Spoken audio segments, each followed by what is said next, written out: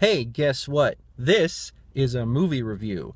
I'm going to be reviewing Doctor Strange. I gotta say, after Avengers Age of Ultron, I kind of have been turned off to the Marvel movies. And then Civil War turned it back on for me, but not enough to really be excited for Marvel movies. There's been just like too many of them, and I don't know, maybe I'm getting old, but I feel like I'm getting to the point where I want to see a movie where all the buildings are still standing at the end of the movie, you know? I don't know. I'm 32, so maybe I'm just over it. I don't know. But either way, Doctor Strange is a film that I've been pretty excited about, regardless of all the other Marvel things or whatever. I'm a big fan of Benedict Cumberbatch. First of all, Sherlock is a great show. And he was great in Star Trek, although that movie. Anyways, and I'm really curious to see what they do when Benedict Cumberbatch and Robert Downey Jr. eventually end up in the same film together, since they both played Sherlock.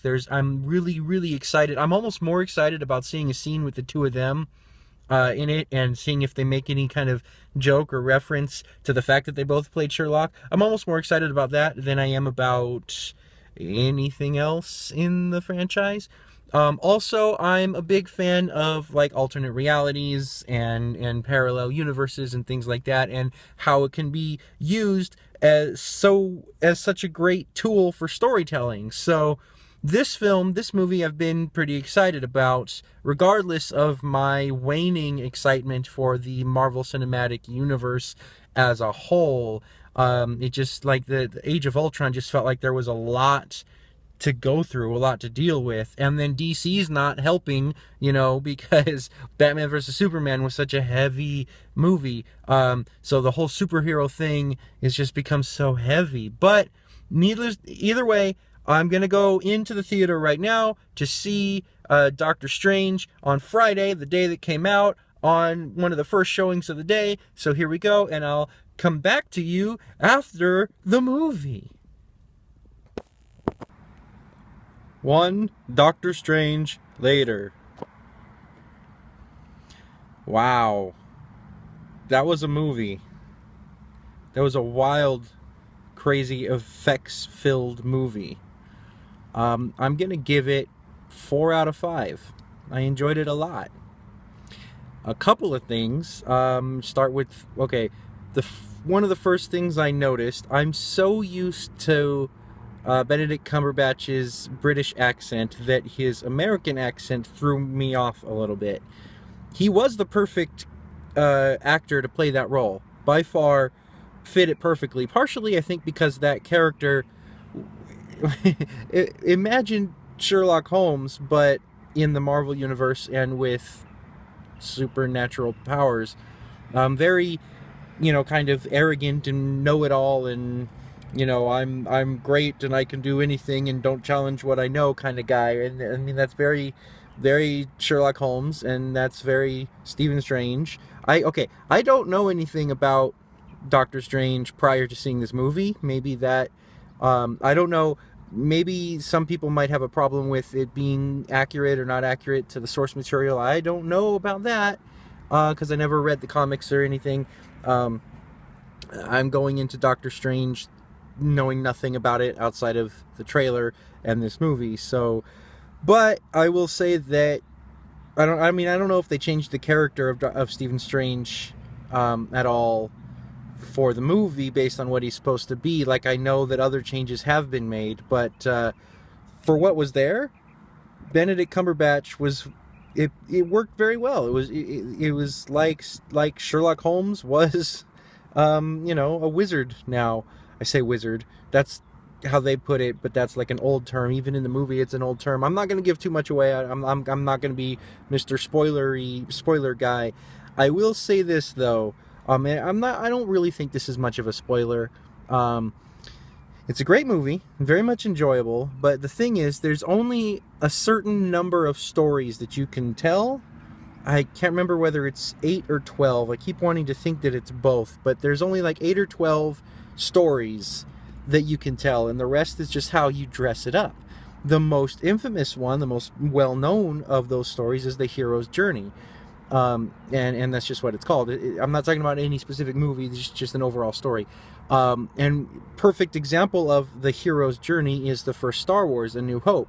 That movie kind of defined the hero's journey to, by the numbers. And Doctor Strange is very much the same thing. Very much the hero's journey story, all the way down. Like, as I was watching it, I kept thinking to myself, man, I could track this almost note for note to what the typical hero's journey story is. So like, it probably will hit almost all the same beats story-wise as the first Star Wars, A New Hope. Like, it's that much, I'm not going to use the word cookie cutter, but it is that much in line with that story.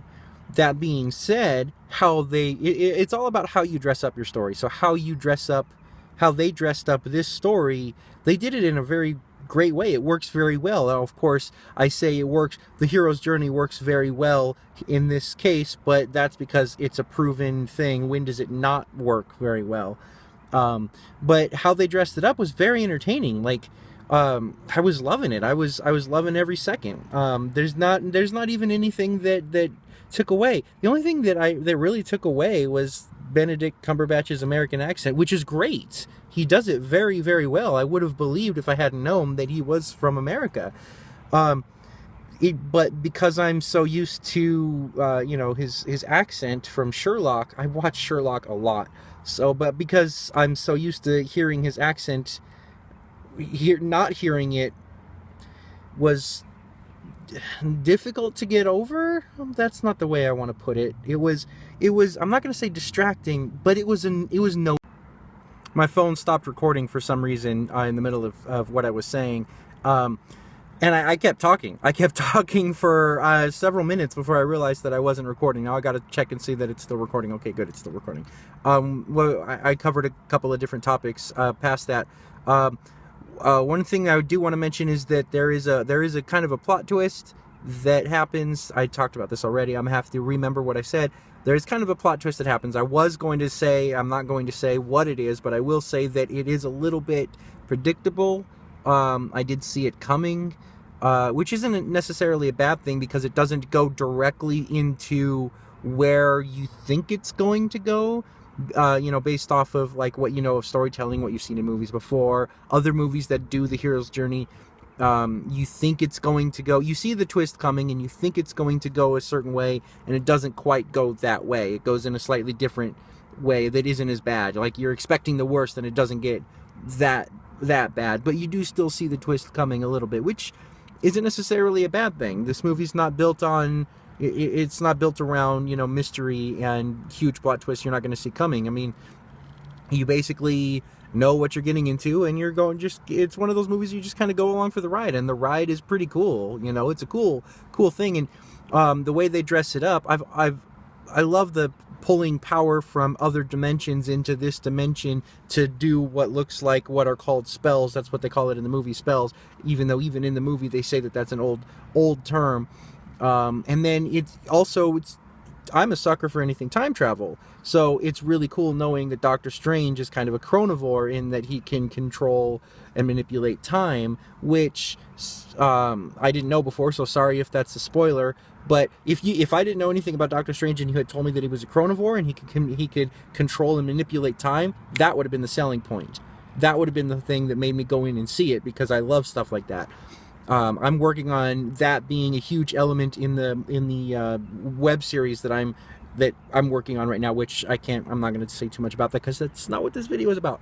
But I love stuff like that. This goes right in line with a lot of things that I've been learning about recently, and well, not learning about, but paying attention to and working with and working on and writing with, whatever. What else did I say? I'll say this. There is a mid-credit scene and there is an end-credit scene.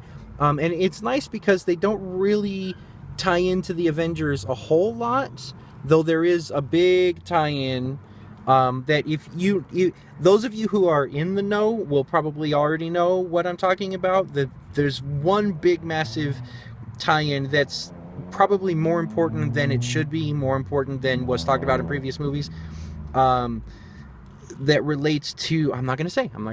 But aside from that, and then aside from one of the later scenes, like one of the credit scenes, it doesn't really tie in.